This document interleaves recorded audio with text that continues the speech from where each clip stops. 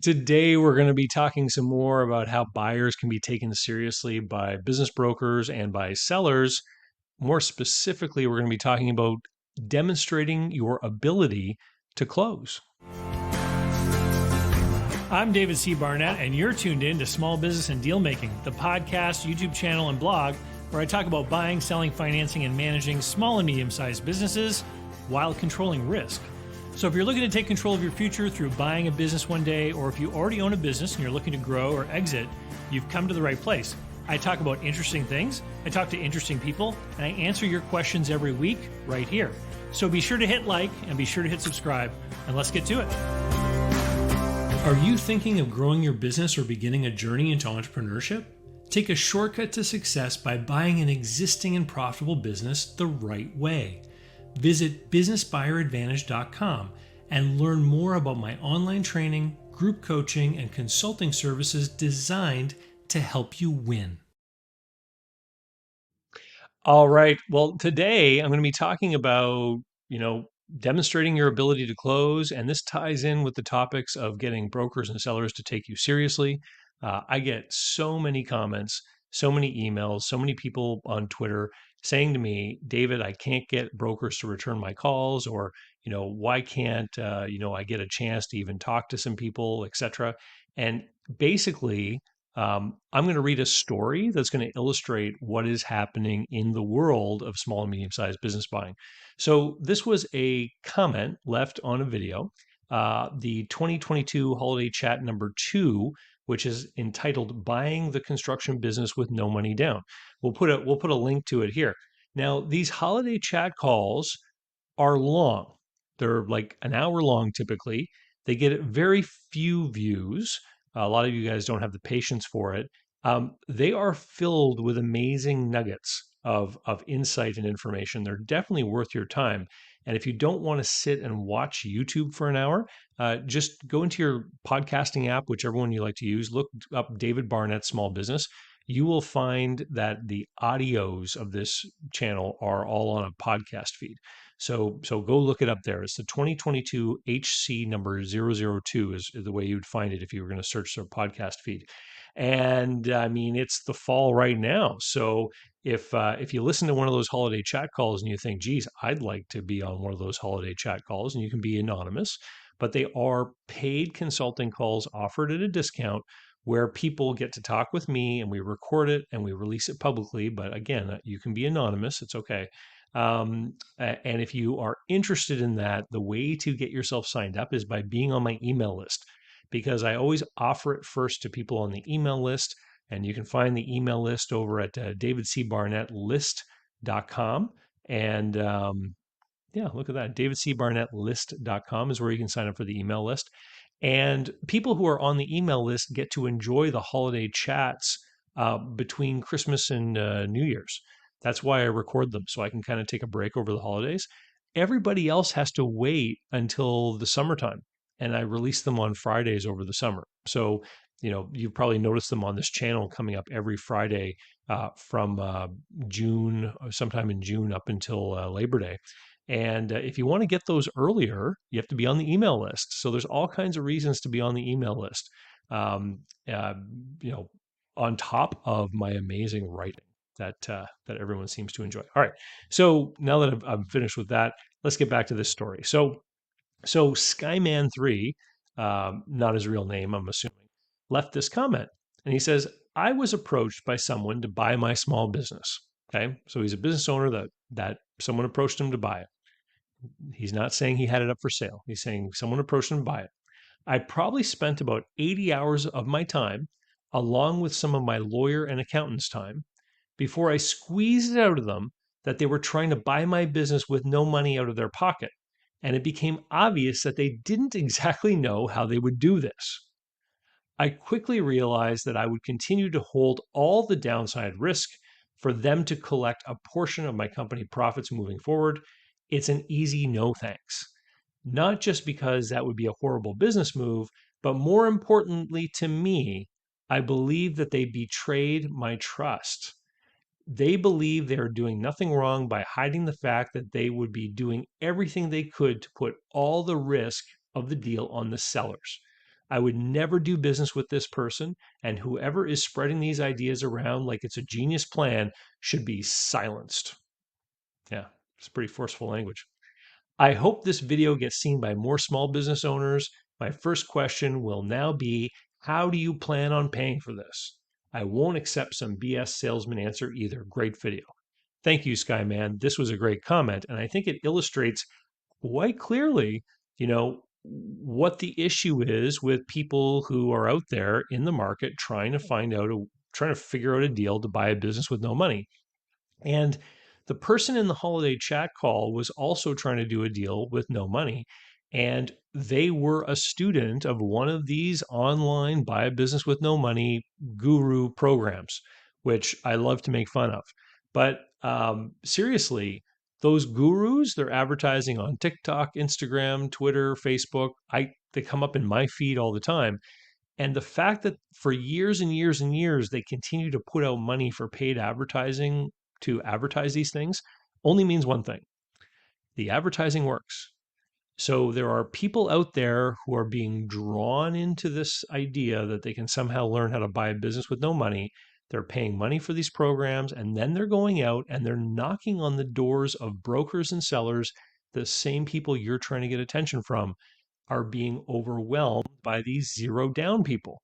And this is why it's becoming harder and harder and harder to actually be taken seriously or to have someone even return your call. Okay.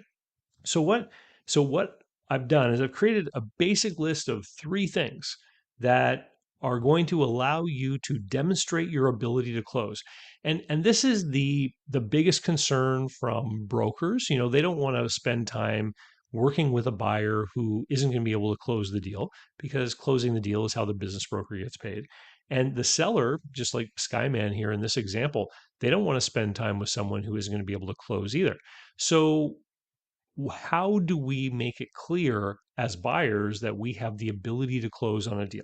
So, number one, being able to demonstrate some sort of relative experience or competency, relevant experience or competency. So, what do I mean by that? Well, everyone knows that if you don't have all the money to buy the business, you're probably going to go to a bank. And one of the things a bank's going to want to know is, do you have what it takes to run this business? And the easiest way to check that box is by having some kind of relevant industry experience or analogous experience, I like to say. So if you used to be a manager at a roofing company, most banks would probably agree that you have an experience that could translate into fence construction or house painting or something like that, right? Project based, dealing with homeowners, getting material, equipment, and labor to a site on a certain day to do a project management stuff, etc. So that's number one, having some kind of relevant experience. If the business is bigger, and then you have more of sort of like a general kind of business management type of thing of experience, then your relevancy question is going to be more applicable. The smaller the business, the more important it is, in my opinion, to have specific industry experience, because the smaller the business is, the more likely the buyer is going to become the new day-to-day operator of the business. So that's the first thing is relevant experience. Can you demonstrate it? Do you have the CV or resume that shows that you're probably going to be a good manager of this business? Number two, the right connections or the team is what we can call this. Um, you should already have a team assembled. You should already have an accountant that is going to help you set up your own entity, to do an asset purchase, or is going to give you tax advice, or is going to help you uh, review the business, or maybe you've selected a quality of earnings supplier, a specialized report to help you do the financial due diligence. You should have your team already built before you go talk to anyone who might potentially sell you a business. The last thing you want to have happen is for somebody to ask you, who's your attorney? And you say, I don't know, I haven't got one, right? That just stinks of unpreparedness. So you want to make sure that you have your team built and that you know these people. And so that you can actually say to someone, that's my accountant, that's my attorney, and that's the bank that I do business with or I've spoken to. Okay. So having the right connections, having your team already put together. Number three, okay, is demonstrating liquidity. So what do I mean? Well, if you're out there and you're going to buy a business with a price of $1 million, let's say, and you're in the United States and you're going to do an SBA loan, then in all likelihood, you're going to be asked to put perhaps a 10% down payment. I know you can sometimes do it with five, and I know you can, there's all kinds of rule changes here recently, but let's assume you're going to be asked to put down 10%. So if you say to someone, I'm going to buy a business and I'm going to use an SBA loan and I'm going to, likely have to put 10% down, here's a statement showing that I've got over $100,000 somewhere in a liquid form. That's going to demonstrate your required liquidity. Okay. Now, if you go online, there's going to be all kinds of people talking about how they do deals and they get investors and all that kind of thing. And I pool investors in with the buyer in the world of small Main Street businesses. Okay. So if you're going to buy a Main Street business and you're going to become the owner operator of that business, and you don't have enough money or you don't have any money, then the easiest thing for you to do is get some kind of investor, otherwise known as partner or financial partner or silent partner, right? So someone else's money is going to have to be a part of this. Now, if you listen to some of the search fund conversation online, they're going to talk about things like um, independent, what do they call them? Independent sponsors and all these other kinds of people who don't have enough money who are negotiating deals. Then they run to these professional type investors and gather up investment, right? Uh, it's tough. They can't demonstrate the liquidity. And I've heard people like that speak on stage at conferences that I've attended. And one of the first things they say is, man, it's tough to actually get somebody to agree to do this deal knowing that you don't have the money. These guys don't hide the fact that they don't have the money. Remember what Skyman said about trust, right? So these independent sponsors are saying, I don't have the money, but here's why I'm qualified to go and raise the money and why I'm qualified to be the operator of this business once I do the deal. It's all done in under the light of day where people can understand what is happening. In the world of small Main Street businesses, if you don't have enough money, you're going to have to find somebody to put the money in. The chances of you making a deal, then running around to investors to look at your small Main Street business deal, I think it's kind of tough. In almost every case that I've seen where people have been able to secure money from other people to do a deal, the relationship between the buyer and those investors existed pre-deal. So the individual had relationships they were able to draw upon. They were able to go and say to someone, hey, I'm going out to buy a small business. This is what I'm looking for. I need to raise some money. Would you be interested in participating with me? And then, usually, based on the strength of the relationship, that other party can make a decision, say, yeah, if the deal is right, I'd be willing to put some money in. So, here's how you meet this required liquidity function when you're going out there as an individual buyer for a Main Street business is you bring the investor along with you, right? And I've talked about this before in other videos. So you actually approach it not with you as a buyer and them as investors. You approach it as we are buying the business. This is my financial partner who will not be in the day to day. I will be in the day to day, right? But the brokers, the sellers, everyone gets to find out who that is. Everyone gets to look them up on LinkedIn, and their demonstration of liquidity becomes part of your overall demonstration of liquidity. So now, given the same example I said before, if you wanted to show that you had $100,000 available, and let's say you only had half the money, you can demonstrate your liquidity by showing some kind of statement with 50 grand in it, and you can have your investor partner also demonstrate that they have $50,000 in some kind of account. Okay. And that's how you do it.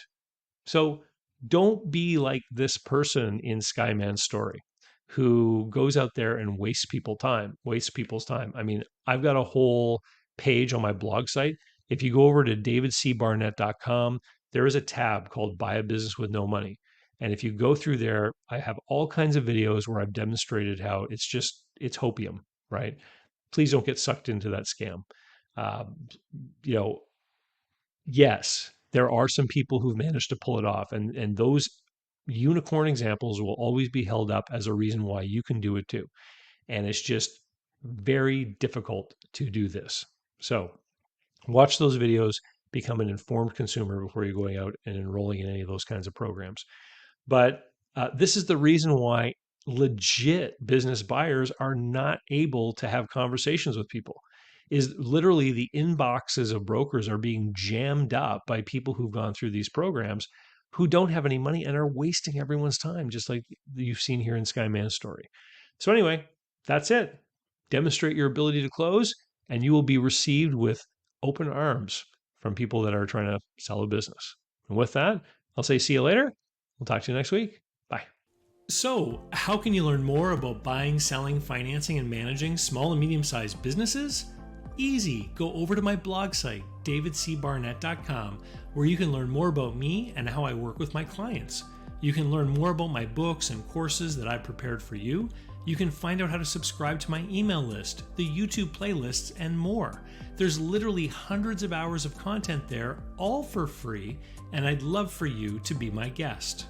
Special thanks go to Mark Willis at Lake Growth Financial, today's video sponsor. Mark helps people better manage their personal and business finances through the Bank on Yourself insurance strategy.